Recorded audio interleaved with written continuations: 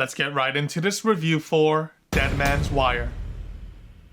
Alright, so Dead Man's Wire is directed by Gus Van Sant. This film is one I haven't seen any previews for at the theaters leading up to the release beforehand. I honestly had to search the title up after seeing glimpses of some posters that started to appear in the general public, and to my surprise, there's some incredible talent involved in this film, and the entire preview that I witnessed on YouTube seemed to showcase a very promising crime thriller drama. So I was right on board with what this film package had to offer, and I knew I wanted to check this one out at the theaters. And now that I've seen the film, what did I think about the cinematic package here? I thought this was a pretty damn fun cinematic experience. The film gets right into the heat of the drama with very minimal setup starting from Act 1. The strong and hasty approach honestly worked for me here as the drama remained incredibly cohesive and it didn't need to have any sort of slow build-up to get the ball rolling. Most importantly, I was able to pick up on the different perspectives and the subtle layers involved in this drama relatively quickly for all of the characters and certain relationship dynamics involved, which is definitely a positive for sure. This is mostly due to the fact that the general screenplay and character dialogues were high quality and well written, to the point that I thought all of the side characters present had an intentful purpose to serve in this narrative. Not only that, but the dynamic between Bill Skarsgård and Dacre Montgomery's character as the two most recurring characters in this narrative remained intriguingly fun to witness all throughout the acts. This leads me to my next point that the entire casting was great. Bill Skarsgård carries a lot of the weight here as the main MC, and I thoroughly enjoyed seeing his character go through the ringer as the story progresses. This film, which is based on true events by the way, has an incredibly simple premise that never seemingly evolves, but the story also provides great pacing that allows all of the acts to continue to remain effective throughout the 1 hour and 45-minute runtime. Also, the cinematography is clean cut and doesn't go above and beyond to be highly artistic. This is a grounded story with grounded cinematography to capture the essence of real history that occurred back in 1977, and these types of seemingly ordinary visuals are ones that I continue to appreciate being utilized in modern films. Not everything has to be visually original or flashy as long as it can service the story being told. So kudos to all of the various departments that worked on bringing this entire film to life. And honestly, I don't have any real negatives to say. The previews for this film do a good job in marketing the essence of this entire cinematic package. I thought this was an enjoyable crime thriller with even some sprinkles of well-timed comedy here and there. And the story came full circle by the end to leave me on a satisfied note. My final score for Dead Man's Wire is